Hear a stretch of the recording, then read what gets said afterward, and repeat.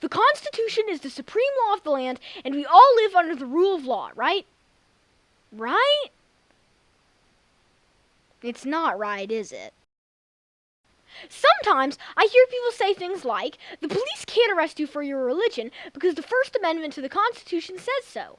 But those people are wrong, because the police, and anyone else, can do whatever they want if nothing and no one actually stops them. The Constitution and all of the papers making up all of the laws on the books are what we call a paper tiger.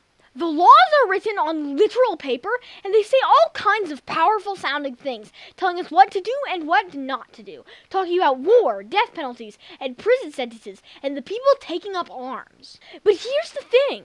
They're just pieces of paper. The laws don't do anything. They can't enforce themselves, like a paper tiger that looks scary but can't bite. Laws only work if people choose to obey them. Criminals know this. Tell a criminal you can't shoplift that, and the criminal will do it, knowing that he won't have any trouble from it unless he gets caught by some human who will give him trouble. That's why the state set up a police state in the first place, because pieces of paper aren't scary, but people are. Georgia has a system with rules to tell people how to behave and people who are supposed to enforce those rules. But ironically, it only works if the people are good.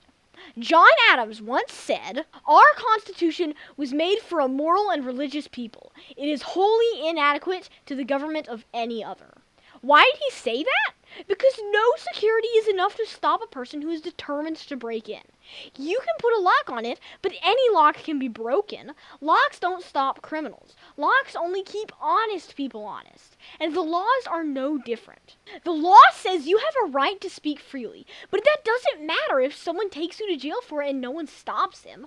The laws say you have a right to back out of a parking space, but if the prosecutor presses false charges and leaves you in jail without bond, then the laws don't matter. Economist Thomas Sowell once said, "It doesn't matter what rights you have under the Constitution of the United States if the government can punish you for exercising those rights. And it doesn't matter what limits the Constitution puts on government officials' power if they can exceed those limits without any adverse consequences." And the corruption in Georgia has reached its most extreme possible.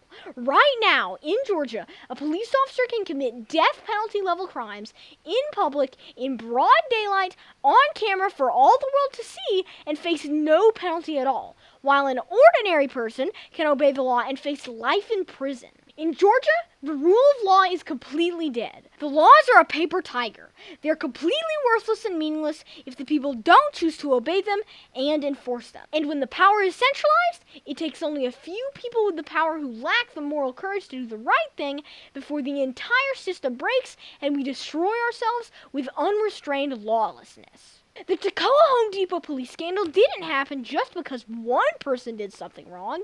It happened because the people in general have given in to ignoring the moral best of society and instead are serving themselves. It happened because our students started drinking more and thinking less. Because the newspapers stopped doing the uncomfortable work of reporting to the people about corruption.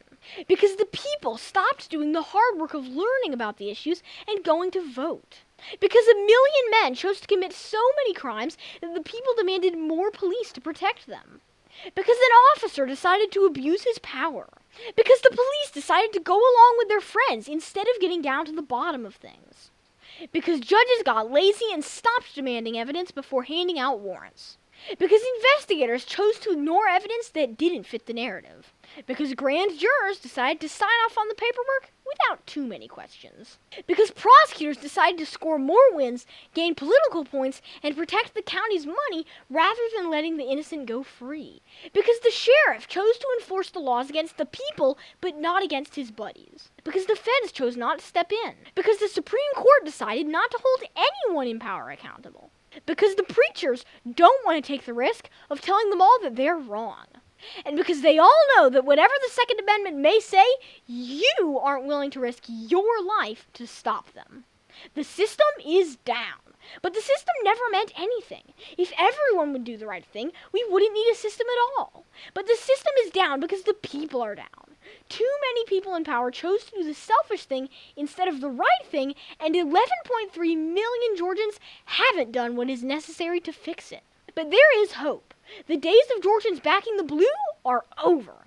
In 2018, the ACLU released a statewide survey showing that where the people of Georgia used to want tough on crime, they now want their politicians to be smart on crime. 82% of Georgians support criminal justice reforms. 91% want to end the war on drugs, and majorities want to reduce jail populations and hold officers accountable for misconduct. Even a majority of crime victims say that they support smart on crime over tough on crime. Georgians know the system isn't working. We can see it's time for a change, but only we, the people, can change it. So, if you want to have a better Georgia, the question is, what are you going to do about it? Are you going to be the kind of person who lives the right way without having someone force you to do it? Are you going to restrain yourself and then restrain evil? Or are you going to keep doing whatever is in your own best interest? I'm Mr. Pipsqueak signing off, and remember, you should never talk to police without your parents and a lawyer present.